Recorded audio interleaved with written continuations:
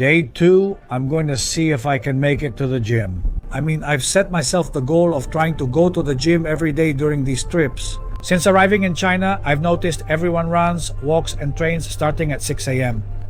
That interests me. I can't be that lazy. Even when tired from traveling, I need to make time to train and will do it. Let's see if I can keep it up daily. Here in China,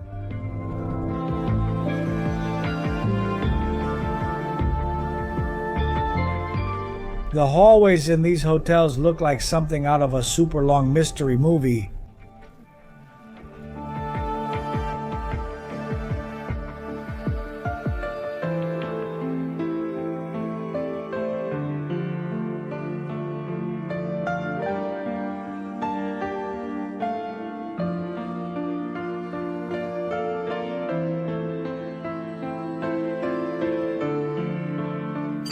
When I went to Qatar, you met Jorge, we did it together, we came here together, now to China because we're both on the world jury. We meet now and say, wow, we met over there here in the least expected place, but it's part of the experience. We both brought tobacco since we're unsure about the situation with tobacco here. We'll be together for 4 days at BYD and everything else, but at least we have good cigars. I brought cigars since they're so expensive here, but we'll still have at least one great cigar experience. Right? We're going to have a really good cigar experience. We also brought our own cigars because in China it's super expensive. We're going to get a Partagas Lusitania, that's what I don't know. I'm not bringing anything from Cuba. He suggests a Partagas. I'll decide then, but we're here. I'm trying not to buy anything from Cuba. I'm trying to do that. They do have Chinese cigars here, but everyone universally says they're not good. Okay. All right, okay, let's see what happens, but well, here we are. Let's call breakfast a cultural adventure. There aren't any toasts, there are eggs and there's bacon, but the bacon wasn't crispy. There's soup, noodles, rice, fish, flavors that my mind still doesn't associate with my palate, with what I'm used to, me. It makes me laugh because at many stalls I can't ask, what is this, since they don't understand me. I also spend my time trying to figure out what I'm eating, but traveling is also part of this. You must accept that you adapt to the world, not the other way around. Yeah, this is like some chicken noodles, fried milk, egg, and chili peppers. That Hong Kong airport, but from Hong Kong to cross immigration and the border. To be in China, you have to go through 2 checkpoints. First, there's already a lot more traffic at the airport. We're going to take off from here at 4 in the afternoon, and now it's almost 11 in the morning. We have a few hours, but you can already see the line of planes from all over the world that are there, ready to leave.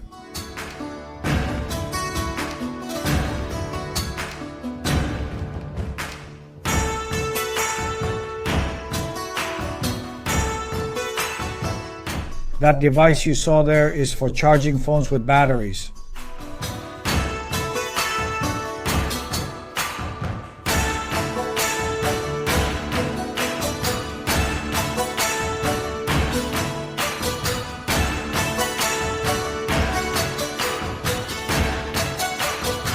We're ready, checked in the suitcase, and will return in 90 minutes.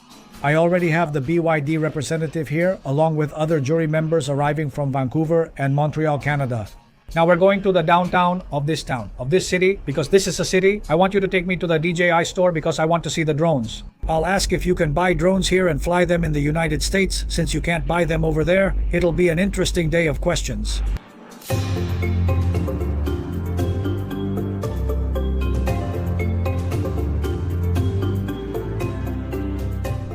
On board a minivan that's very similar to the Alpha. I don't know this one. This one's Chinese, but it's pretty similar inside. The finishes, everything is very similar.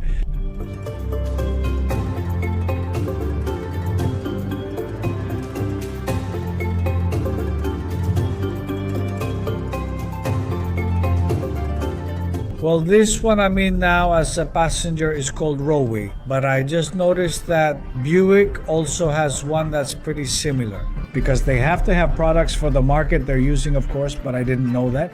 I'm seeing a lot of cars now since it's daytime in China, but I've seen some Toyotas and I'm checking out the brands. I saw a Polestar too, but I'm also seeing a lot of brands I don't know.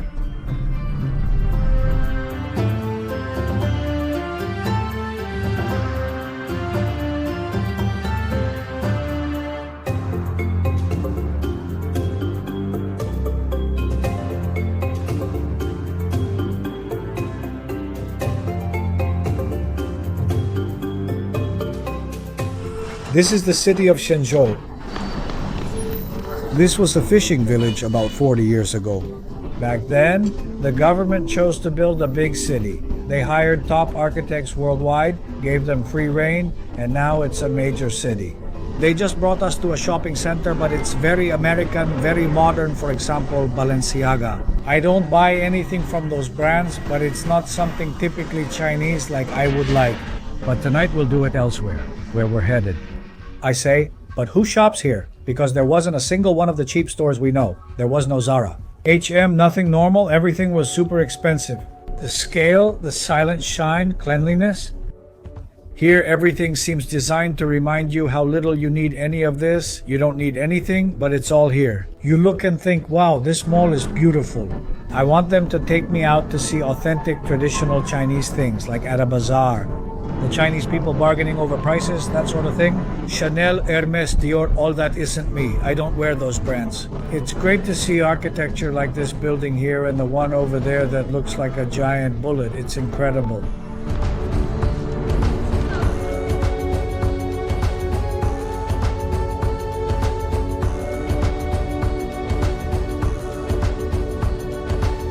Some display windows can be worth more than several cars. In a country with billions of people, how many can enter here? That's the real question. Because in this place, at first glance, it seems like everyone is a millionaire.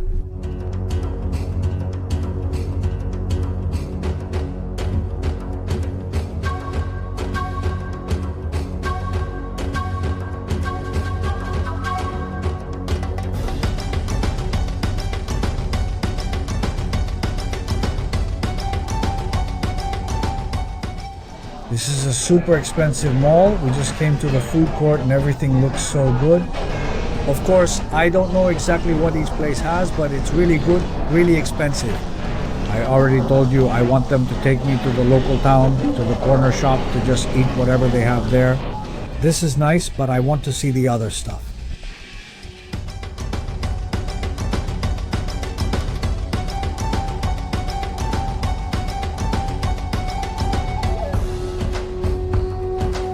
We stopped here for a quick meal. I have no idea. I have no idea what to order. Now that they brought one with pictures, ordering food will be much easier. And I repeat, they brought tea.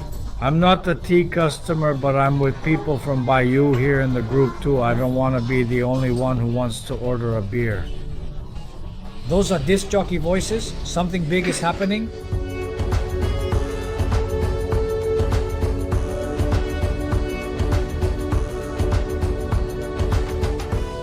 I'm not sure what I'm eating. I know I'm eating goose with white rice, a little bit of vegetables, and I see I have a little bit of egg here too.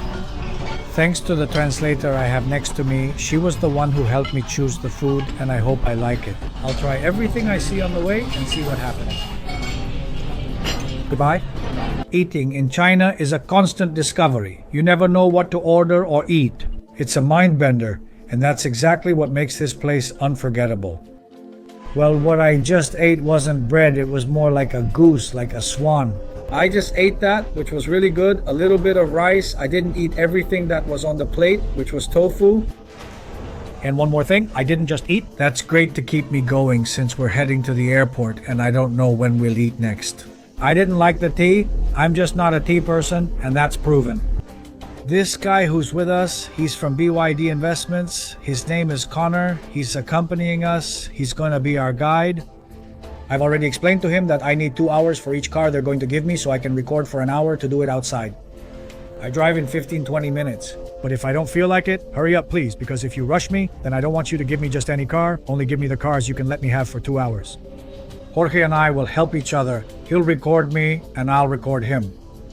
Now we're going to see a Chinese car that's not from the BYD brand, but he really likes it and he's going to show it to us. They sell it in the mall like it's a Tesla.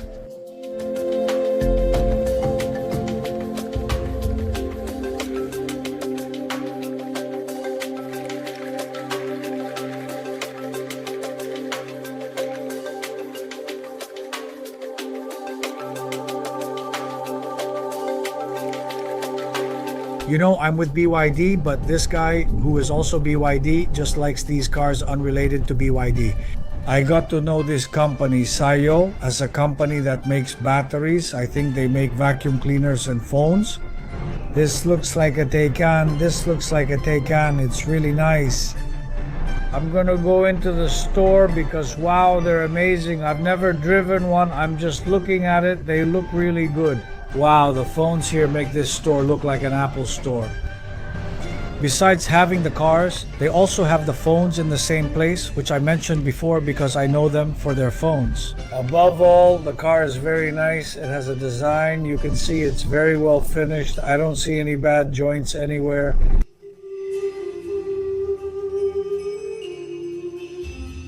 This is a very nice color.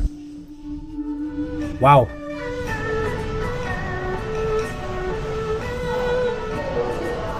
Brembo brakes. Look at the design of those rims. Interior. Before going back to the hotel, I stopped at a Xiaomi store. Phones, watches, and electric cars all in one place. I think these people don't just make products, they design ecosystems. A country where innovation speeds by like a bullet train, with stores offering a glimpse of the future. Everything is super advanced. I would say even more than the United States.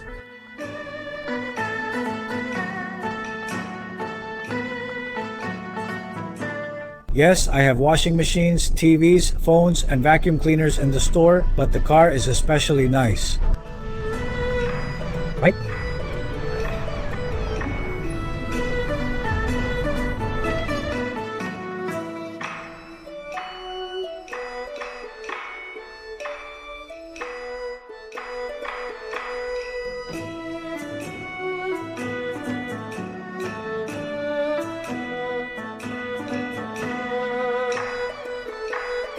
That U7 behind me beat a Taycan on the Noble Ring track. That's why it's there, with a photo of the track and everything. Really nice. We already have an Uber here that came to pick us up.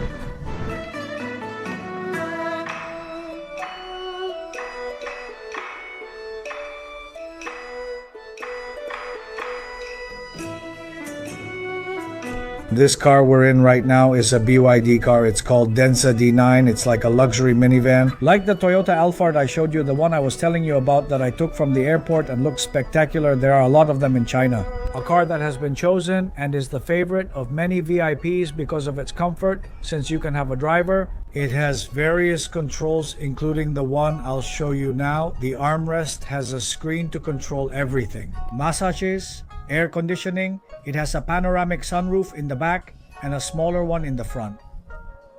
It feels really good. The suspension is pretty smooth. It's super comfortable sitting here. Perfect. Everything is set up. Massages, perfect temperature. How do you recline the seat? We control everything from here. Here on the door, we have a sound system called Dun Audio. Look, you can raise and lower the sunshade, and you can also lower the window if you want.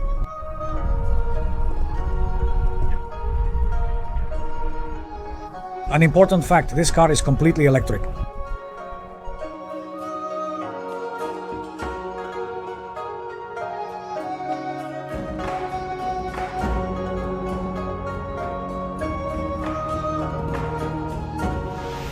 Well, there it is. That one has a range of 600 kilometers, and for now it's only available here in China. Later on, it will go to other markets.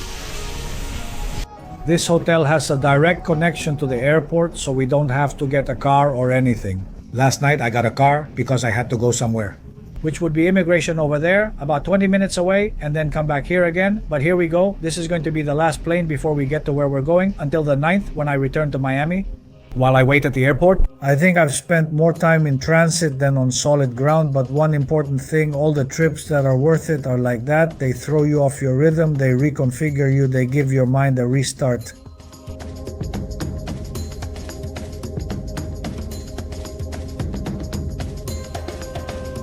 Because I'm going to make a small clarification here now. I arrived last night at Hong Kong Airport. Now I'm here in Shenzhen. This airport is on the other side of what's called mainland China, on land, over there in China. That's why they're 20 miles apart. I was confused because I thought the hotel was here. What happened? Didn't I come from over there or what? Now I'm departing from another airport within mainland China.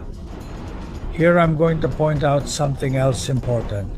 Let me tell you something. Every time I come to airports here in Asia or over there in the Arab countries, airports in the United States are crap. Compared to this, I'm absolutely convinced of it, that this isn't a big city yet, but it's on its way to becoming one.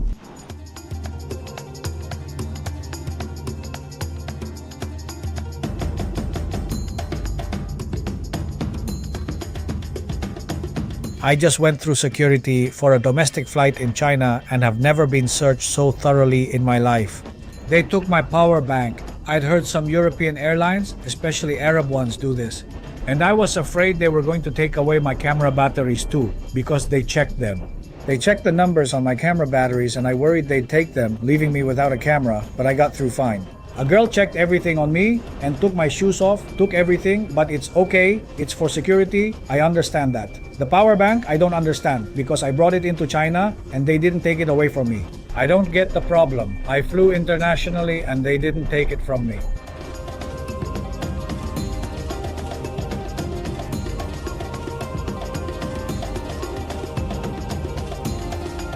But we're going to arrive in Shenzhou. We were talking about the lighters they took from us, about the power bank, which I just saw on the plane that they had it. It's also at 68 degrees. That's not bad at all. No.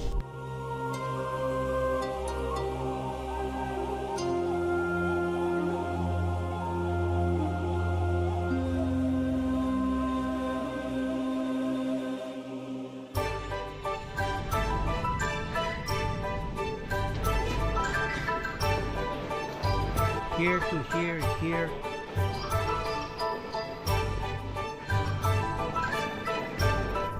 Of doing crafts, here I event. Because I just landed and they just gave me a little paper bag with diet water juice that I think goes really well with it.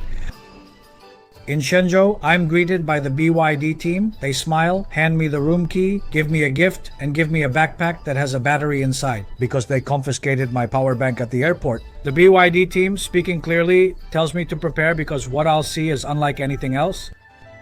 And with that, the tiredness disappears for a moment. And day 2 ends with a view of a city that never sleeps. Twinkling lights, electric cars moving silently, and I'm still trying to get my body in sync with the clock. Tomorrow I'll get to know the heart of BYD, but today I have only one certainty. The future has arrived, and I believe it will be under 5 years. All of Latin America, much of Europe, everyone is going to drive Chinese cars whether they want to or not. And I'm right in the middle of all this. Let's see what happens on day 3.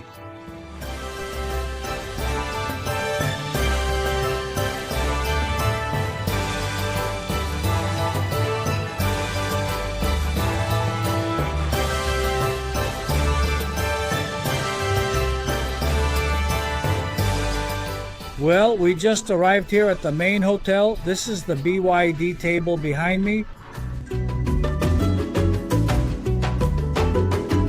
I just arrived here at the Intercontinental room where I'll be staying for 4 nights. There's a nice view, but with the reflection from the glass, you can't see it well. It'll look better tomorrow.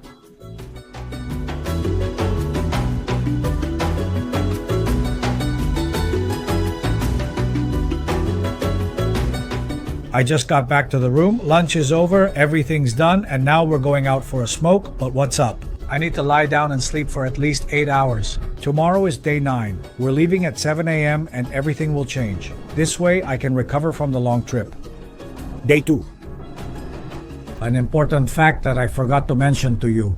I already told you that they took my power bank at the airport because it didn't say China compulsory certification, which is what the certificates for China are. But BYD just fixed a really good one for me, and they took one away from me, but they gave me a better one. So here it is.